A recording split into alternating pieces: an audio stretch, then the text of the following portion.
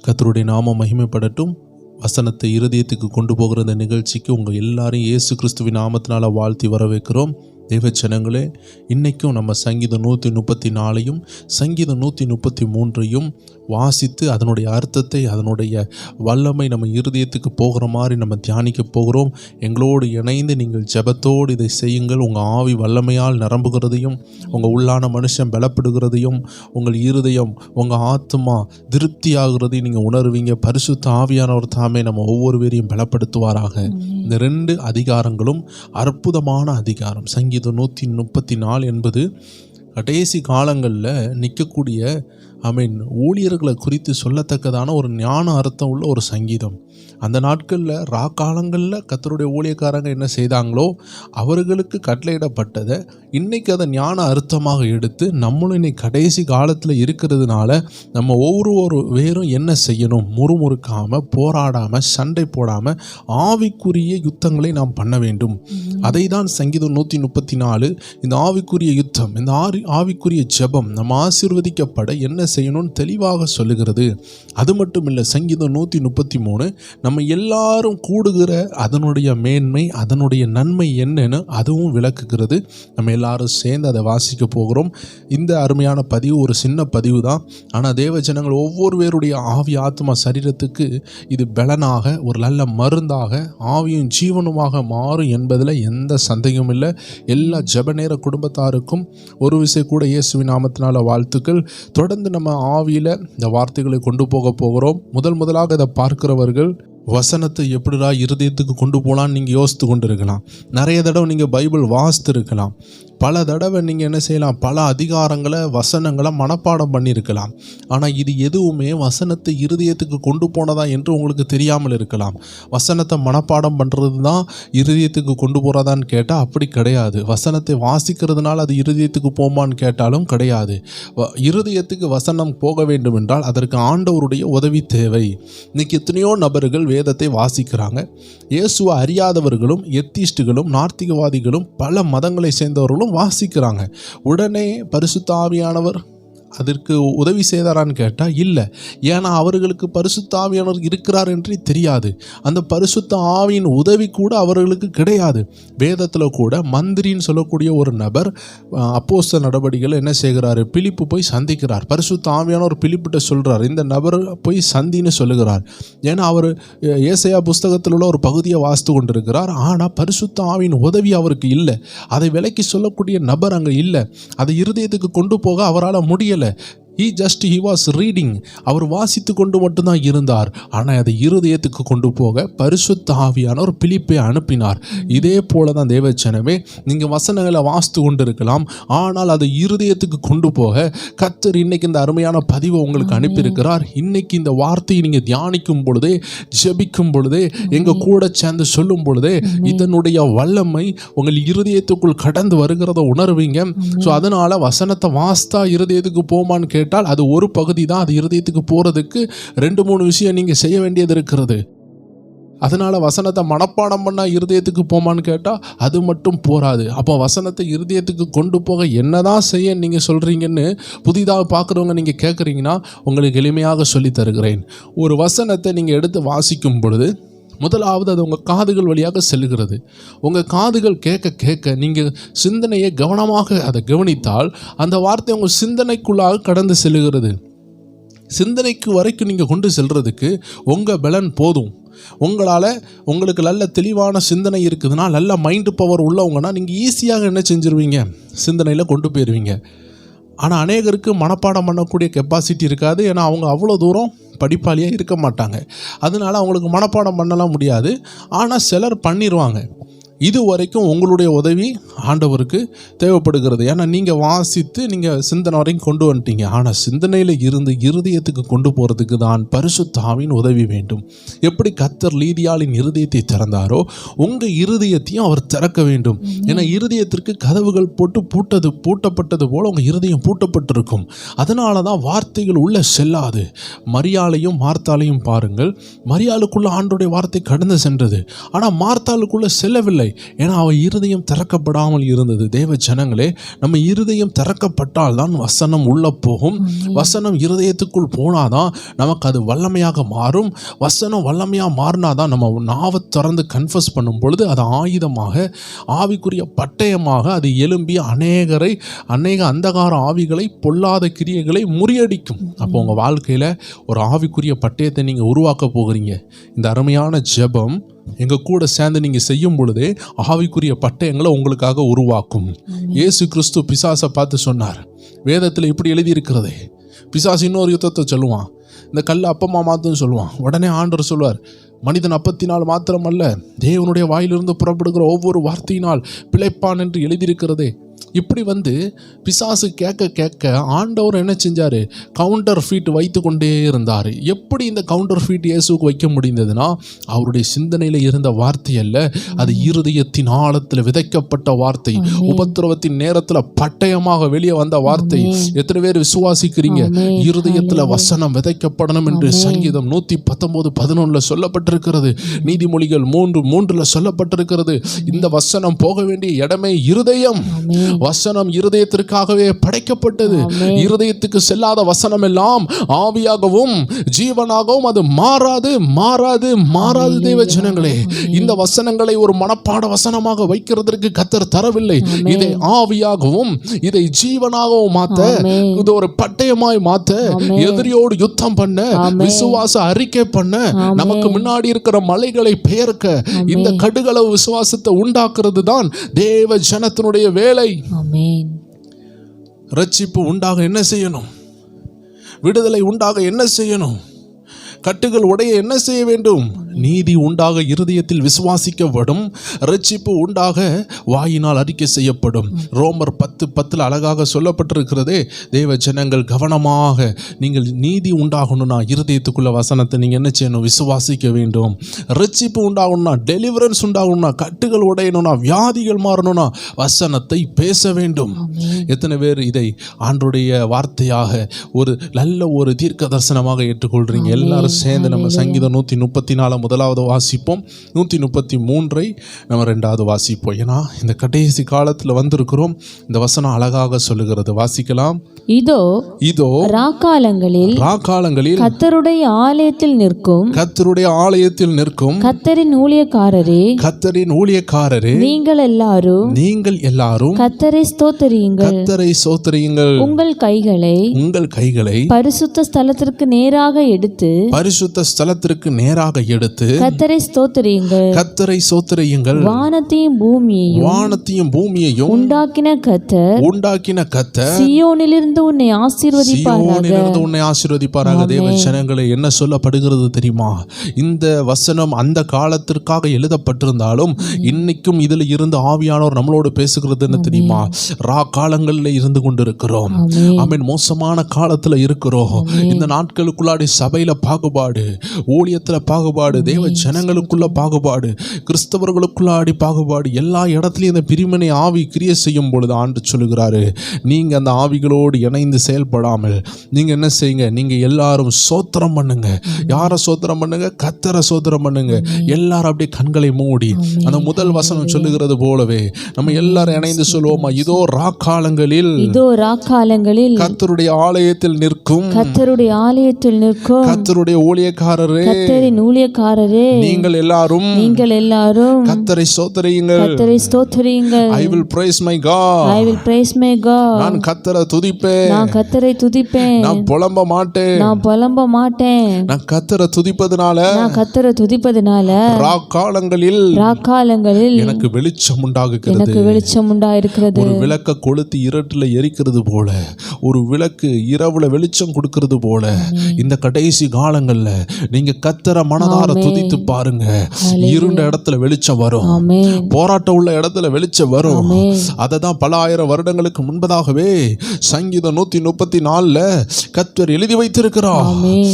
இருட்டில் நிற்கிறவர்களே, ராக்காலங்களில் இருக்கிறவர்களே, உபத்திரவத்தில் இருக்கிறவர்களே, போராட்டத்தில் இருக்கிறவர்களே, நீங்க செய்ய வேண்டியது ஒன்னே ஒன்றுதான், கர்த்தரை துதியுங்கள் என்று சொல்லுகிறார். எல்லாரும் துதிப்போம், ஆண்டவருடைய நாமத்தை உயர்த்துவோமா. இருக்கிற இடத்துல ஆண்டவருக்கு நன்றி செலுத்துங்க. உள்ளத்தின் ஆழத்துல தேங்க்யூன்னு சொல்லுங்க. தேங்க்யூ தேங்க்யூ தேங்க்யூன்னு சொல்லுங்க.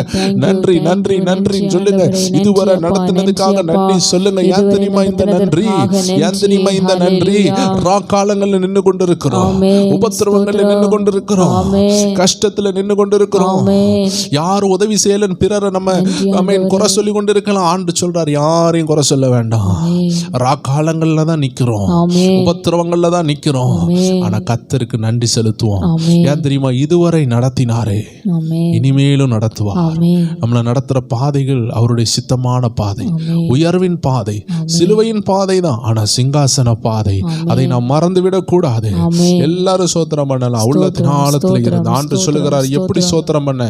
உங்களுடைய கைகளை பரிசுத்த ஸ்தலத்திற்கு நேராக எடுத்து, எல்லாரும் சொல்லுவோமா, எங்கள் கைகளை பரிசுத்த ஸ்தலத்துக்கு நேராக எடுத்து, எங்கள் கைகளை பரிசுத்த ஸ்தலத்திற்கு நேராக எடுத்து கர்த்தரை ஸ்தோத்தரிப்பேன், கர்த்தரை ஸ்தோத்தரிப்பேன், கர்த்தரை ஸ்தோத்தரிப்பேன், கர்த்தரை ஸ்தோத்தரிப்பேன். எல்லாரும் அப்படி கைகளை உயர்த்த முடிந்தால், நீங்கள் தனி அறையில் இருக்கிறீங்கன்னா அப்படியே கைகளை உயர்த்தி சொல்லுங்க, அப்பா என் கைகளை உயர்த்தி உம்மை துதிக்கிறேன், அப்பா என் கைகளை உயர்த்தி உம்மை துதிக்கிறேன், என் கைகள் உம்முடைய பரலோகத்துக்கு நேராக நீட்டுகிறேன், என் கைகளை பரலோகத்துக்கு நேராக நீட்டுகிறேன். எந்த மனுஷனுக்கு நேராக அல்ல ஆண்டவரே, எந்த மனுஷனுக்கு நேராக அல்ல ஆண்டவரே, வானத்தையும் பூமியும் படைத்த ஆண்டவருக்கு நேராக, வானத்தையும் பூமியை படைத்த ஆண்டவருக்கு நேராக இரு கைகளையும் நீட்டுகிறேன் அப்பா, என் இரு கைகளையும் நீட்டுகிறேன் அப்பா. உங்களிடத்திலிருந்து எனக்கு ஒத்தாசை வருவதாக, உங்களிடத்திலிருந்து எனக்கு ஒத்தாசை வருவதாக. உங்களை மட்டுமே நான் துதிப்பேன், உங்களை மட்டுமே நான் துதிப்பேன், யாரையும் குறை சொல்ல மாட்டேன், யாரையும் குறை சொல்ல மாட்டேன். யார் என்ன செய்தால் அது நன்மையா மாறப்போகுது, யார் என்ன செய்தால் அது நன்மையாக மாறப்போகுது, என்ன உபத்திரவம் பண்ணால் அது நன்மையா மாறப்போகுது, யார் என்ன உபத்திரவம் பண்ணால் நன்மையாக மாறப்போகிறது. குழியில தூக்கி போட்டிருக்கலாம், சிங்க கபில தூக்கி போட்டிருக்கலாம், அக்னி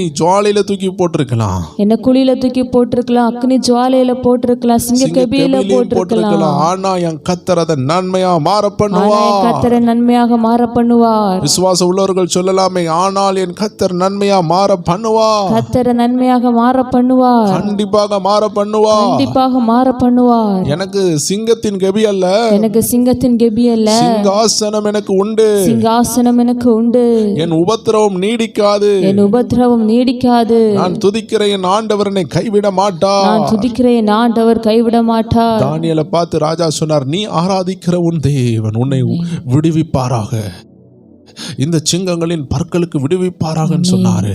அதே போல தேவஜனமே, நீங்க கைய வசத்தின் ஆண்டவர் உங்களை விடுதலையாக்க போகிறாரு, உங்க குடும்பத்தை விடுதலையாக்குவாரு, உங்க நிலைமையில மாற்றத்தை தருவாரு.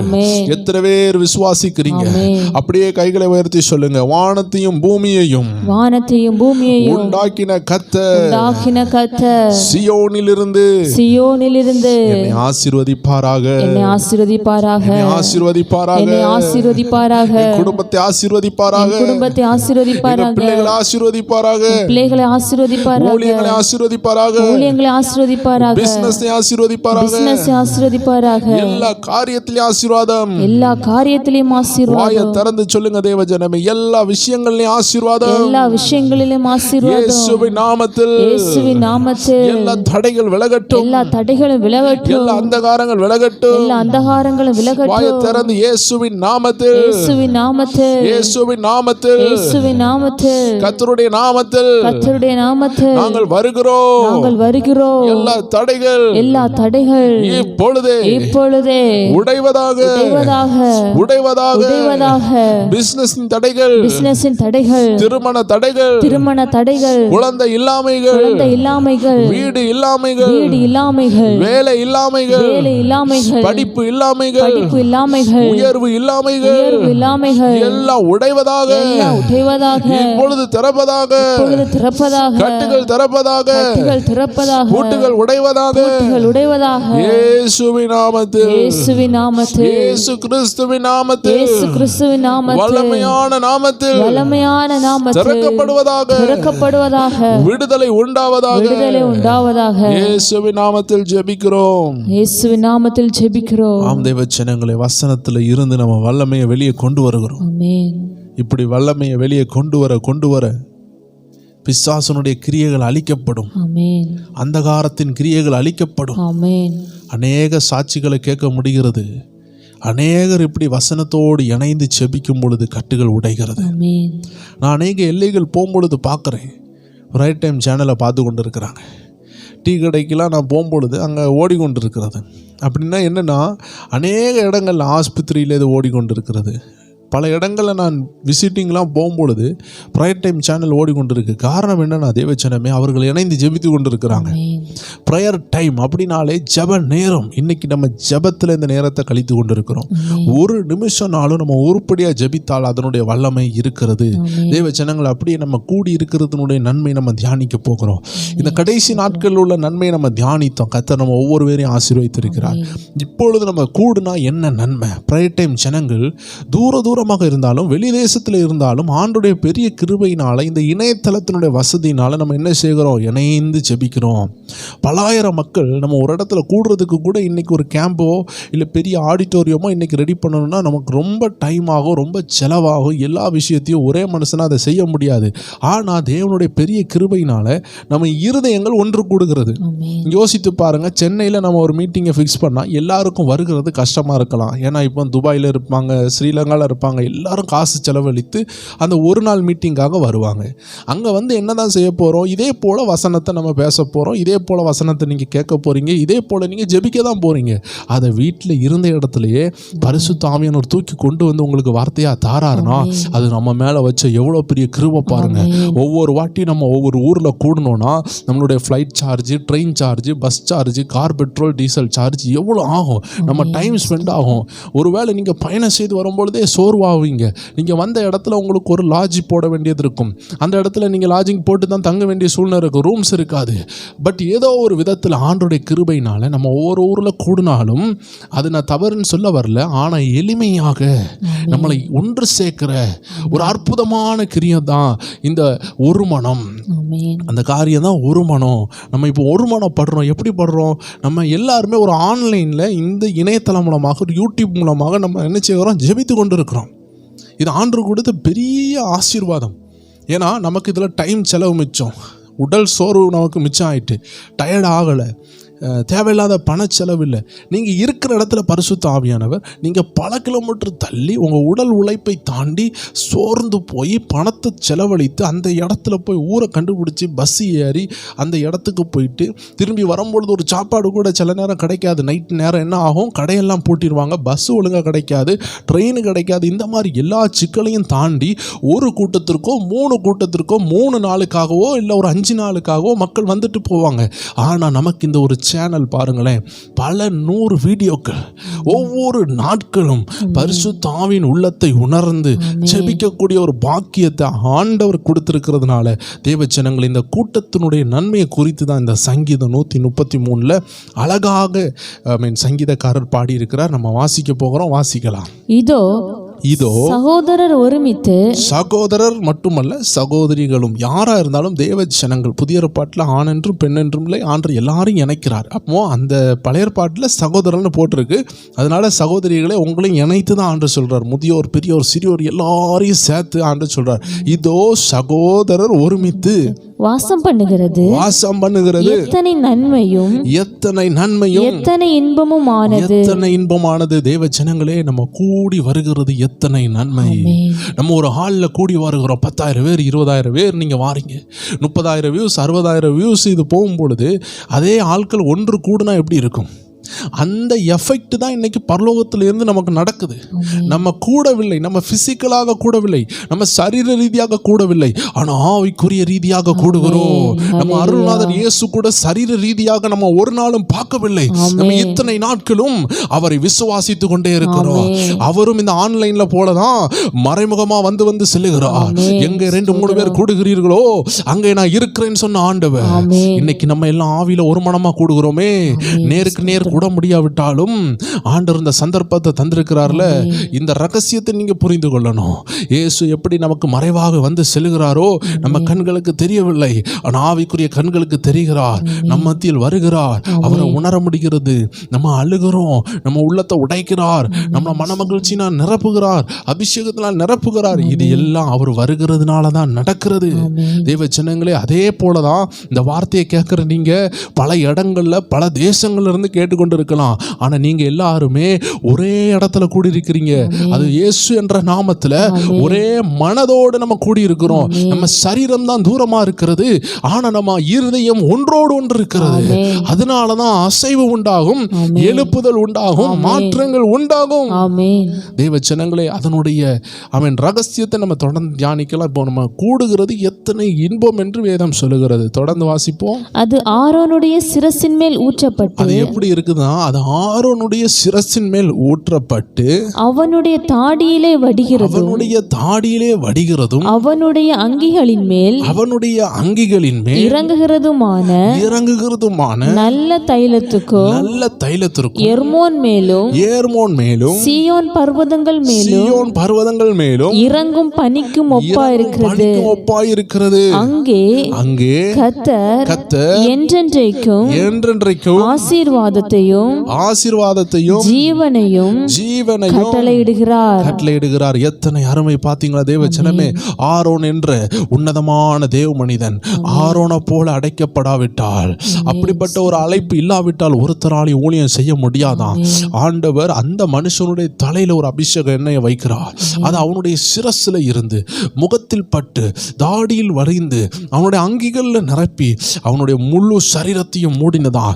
இதே போல ஒரு மலை மேல பனி நிரப்புச்சுன்னா அந்த மலையில் உள்ள அத்தனை மரங்களையும் அது மூடும், விலங்குகளை மூடும், மலை பாறை கற்களை மூடும். இதே போல நம்ம எல்லாரும் கூடுகிறது, எல்லாரும் மேலேயும் பெய்கிற அபிஷேக தைலத்திற்கும் பனியை போல தேவன் ஆசீர்வாதம் ஊற்றுகிறதற்கும் அது சமமா இருக்கிறது.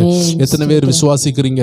நம்ம கூடிட்டு நம்ம சேர்ந்து ஒரு வார்த்தையை சொன்னோம்னா பனித்துளிகள் பெய்கிறது போல ஆசீர்வாதம் வரும். எத்தனை பேர் விசுவாசிக்கிறீங்க? நம்ம கூடி இருக்கிறது ஒரு ஆசீர்வாதத்தை பூமிக்கு கொண்டு வருகிறது. ஆண்டவர் சொல்லுகிறார், அந்த கடைசி வசனத்துல சொல்லுகிறார், அங்கே கர்த்தர் என்றென்றைக்கும் ஆசீர்வாதத்தையும் ஜீவனையும் கட்டளையிடுகிறார். God command life and blessings. கர்த்தர் ஆசீர்வாதத்தை கட்டளையிடுகிறார், ஜீவனை கட்டளையிடுகிறார். எங்க? ஒரு மனமா கூடி இருக்கிற இடத்துல, ஆசீர்வாதம் இறங்குற இடத்துல, அபிஷேகம் இறங்குற இடத்துல, பனித்துளிய போல் ஆசீர்வாதம் ஊற்றப்படுகிற இடத்துல கர்த்தர் ஜீவனையும் ஆசீர்வாதத்தையும் வைத்திருக்கிறார். எத்தனை பேர் விசுவாசிக்கிறீங்க? அது நம்ம பிரையர் டைம் சேனல்ல நடக்குது, உங்க சபைகள்ல நடக்குது. நீங்க எங்கெங்கெல்லாம் கூடுகிறீங்களோ, எந்தெந்த இடத்துலலாம் தேவ ஜனங்கள் கூடுகிறாங்களோ, ஒவ்வொரு இடத்துலையும் ஆண்டவர் ஆசீர்வாதத்தையும் ஜீவனையும் வைத்திருக்கிறார். எத்தனை பேர் நம்புகிறீங்க? அப்படியே கண்களை மூடி செவிங்க. ஆண்டவரே, அந்த ஜீவனை நான் அனுபவிப்பேன், அந்த ஜீவனை நான் பெற்றுக்கொள்வேன். எனக்கு ஆண்டவரே, இந்த உலகத்துல ஆசீர்வாதமும் ஜீவனையும் நீங்க தருகிறீங்க. நாங்கள் கூடி இருக்கிற இந்த இடத்துல ஒரு ஜீவன் இருக்கிறது, நாங்கள் கூடி இருக்கிற இந்த இடத்துல ஒரு ஆசீர்வாதம் இருக்கிறது. அதை நான் பெற்றுக்கொள்வேன். எல்லாரும் சொல்லலாமே, அதை நான் பெற்றுக்கொள்வேன், அதை நான் அனுபவிப்பேன், அந்த ஜீவனை நான் பெற்றுக்கொள்வேன். எனக்குள்ள இருக்கிற எல்லா மரணங்கள், எனக்குள்ள இருக்கிற எல்லா மரணங்கள், எனக்குள்ள இருக்கிற எல்லா அவிசுவாசங்கள், எனக்குள்ள இருக்கிற எல்லா அவிசுவாசங்கள், எனக்குள்ள இருக்கிற எல்லா சோர்வுகள், எனக்குள்ள இருக்கிற எல்லா சோர்வுகள் எல்லாம் இப்பொழுது வெளியேறட்டும். எனக்குள்ள அபிஷேகம் இறங்குவதாக, எனக்குள்ள அபிஷேகம் இறங்குவதாக, எனக்குள்ள ஆனந்த தைலம் இறங்குவதாக, எனக்குள்ள ஆனந்த தைலம் இறங்குவதாக, எனக்குள்ள ஏர்மோன் மேலும் சீயோன் மேலும் இறங்குகிற அந்த நல்ல தைலம் இறங்கட்டும். எனக்கு மேல எர்மோன் மேலும் சீயோன் மேலும் இறங்குற அந்த நல்ல தைலம் இறங்கட்டும். அந்த பனி இறங்கட்டும், அந்த பனி இறங்கட்டும், அந்த ஆசீர்வாதம் இறங்கட்டும், அந்த ஆசீர்வாதம் இறங்கட்டும். கர்த்தர் வச்சிருக்கிற ஜீவன், கர்த்தர் வச்சிருக்கிற ஜீவன், கர்த்தர் வச்சிருக்கிற ஆசீர்வாதம், கர்த்தர் வச்சிருக்கிற ஆசீர்வாதம் இப்பொழுதே என் மேல இறங்குவதாக, என் மேல இறங்குவதாக, குடும்பத்தின் மேல் இறங்குவதாக, குடும்பத்தில் இறங்குவதாக, பிள்ளைகள் மேல் இறங்குவதாக, பிள்ளைகள் மேல இறங்குவதாக, ஊழியத்தின் மேல் இறங்குவதாக, ஊழியத்தின் மேல இறங்குவதாக, பிசினஸின் மேல் இறங்குவதாக, பிசினஸின் மேல இறங்குவதாக, ஒவ்வொருவர் மேல் இறங்குவதாக, ஒவ்வொருவர் மேல இறங்குவதாக, பிரையர் டைம் ஜனங்கள் மேல இறங்குவதாக, பிரையர் டைம் ஜனங்கள் மேல இறங்குவதாக, நடத்துகிற அடியார்கள் மேல இறங்குவதாக, நடத்துகிற அடியார்கள் மேல இறங்குவதாக, தேசத்தில் உள்ள ஊழியர்கள் மேல் இறங்குவதாக, தேசத்தில் உள்ள ஊழியர்கள் மேல இறங்குவதாக, இறங்குவதாக. தேச ஜனங்கள் மேல் இறங்குவதாக. தேச ஜனங்கள் மேல் இறங்குவதாக. வரப்போகிற ஒவ்வொரு காரியத்திலும் இறங்குவதாக. வரப்போகிற ஒவ்வொரு காரியத்திலும் இறங்குவதாக. தேவனுடைய நாமம் மகிமைப்படுவதாக. தேவனுடைய நாமம் மகிமைப்படுவதாக. கர்த்தருக்கே மகிமை உண்டாகட்டும். கர்த்தருக்கே மகிமை எல்லா உண்டாகட்டும். துதிக்கான மகிமை அவர் ஒருவருக்கே சொந்தமாகட்டும். ஆமென். கர்த்தருடைய நாமம் மகிமைப்படட்டும். ஆம் தேவ ஜனங்களே, பரிசுத்த ஆவியானவர் நம்ம இருதயத்தை நிரப்பி இருக்கிறார். அநேகருடைய இருதயம் நிரப்பப்பட்டிருக்கிறது நீங்க உணர்வீங்க. இது பணத்தினால வாங்க முடியாது. இந்த அபிஷேகத்தை விலை கொடுத்து வாங்க முடியாது. இது கர்த்தர் தான் தரணும். ஆமென். இது உடைக்கப்பட்டவங்களுக்காக வைத்திருக்கிறது. இது ஆனந்த தைலம். இந்த வார்த்தையின் பலனை பெற்றுக்கொண்டு நீங்க இன்னும் சாதிக்கலாம். இந்த வார்த்தை உள்ள வந்திருக்கிறது, கட்டுகள் உடைந்திருக்கிறது, இருதயத்துக்குள்ள வசனம் கடந்து சென்றிருக்கிறது. கர்த்தர் உதவி செய்திருக்கிறார். இப்படிப்பட்ட நிகழ்ச்சிகள் நம்ம ஒவ்வொரு வெள்ளிக்கிழமையும் நம்ம பார்த்து கொண்டிருக்கிறோம். தேவ ஜனங்கள் மிஸ் பண்ணாம இணைந்து கொள்ளுங்க. இதை நீங்க உங்க பெர்சனல் ஜபத்துல பிராக்டிஸ் பண்ணுங்க.